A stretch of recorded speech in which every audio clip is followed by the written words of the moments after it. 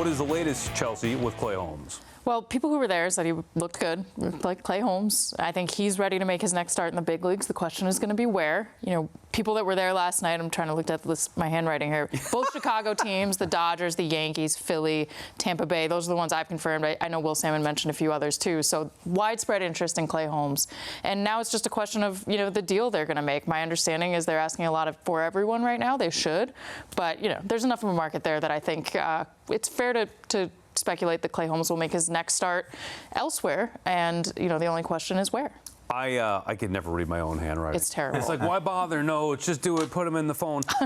And would it be a mistake for the Mets to move Clay Holmes? Well, I mean, Sal, you know, earlier this season, I was of the mind that an extension would be great because they do need pitching for next year. He's been terrific as a starter since he arrived with the Mets. You know, that's a little complicated at this stage of the game here. You know, so I think they should probably get what they can for him now and, you know, make a run at signing him in the offseason. The problem is that once you sort of let him get out of your control, he goes to a contender. What if they win? What if he has a great experience there? All of a sudden, he's in love with another team. I know he said earlier that he'd love to remain with the Mets. That sounds like, you know, a little bit of genuine feeling by Clay and a little bit of genuine marketing by Clay as well. So, you know, yeah, there's risk there once they get out of your control. But, I mean, this is the situation the Mets are in. And I think that the Mets can get a lot of value for Clay Holmes right now, and they should jump on that opportunity. Holding a guy because of a chance of an extension doesn't really make any sense. And I talked to a few different people, mostly players, former players who have been in the league, and asked them, okay, at the trade deadline, when your contract's going to expire, how do guys generally react to being dealt, and does that affect their chances of coming back to a team?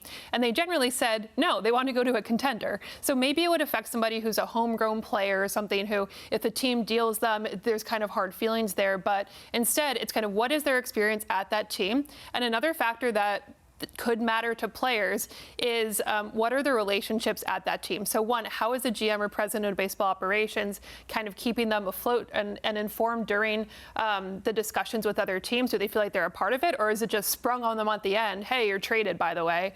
And also the relationships with other people at the club, so that, you know, if you have a great pitching coach, for example, and you want to work with them again next year, that's going to matter a lot to a player re-signing with the team in free agency than whether or not they got dealt at the trade deadline. Yeah, also money talks as well. Like, Clay, if I'm the Mets, the Mets have to do what's best for the Mets, not worry about Clay Holmes and his feelings. And I like Clay Holmes, nice guy, and very good pitcher, more importantly than being a nice guy. But let's not worry about his feelings. And if they upset him, they got to do what's best for business. And what's best for business is moving on. I would counter if Clay Holmes came to me and was like, well, I really want to be here. I'd say, well, then opt in. Opt in right now to next year, and then you'll be here. End of story. We won't trade you. You opt in, because if he did that, then the Mets would be foolish to move on from him, because you're not going to find a better value than that. I don't care what they could get at the deadline. But assuming he opts out, the Mets will be foolish not to trade him, and then they can renegotiate in the offseason. It makes perfect sense doing it that way. Yeah, I don't think there's a huge risk. If he wants to be here, he'll come back. And if he doesn't, you know, I think this team's going to undergo some changes. I think it's fair for any player to wonder what this is going to look like next year, coaching staff included. So, you know, it makes sense for everyone at this point to kind of go their own way and do what's best. All right, and speaking of that, Freddy Peralta, similar situation. You know, he's going to be a free agent. Where are we at? What's the latest with Peralta?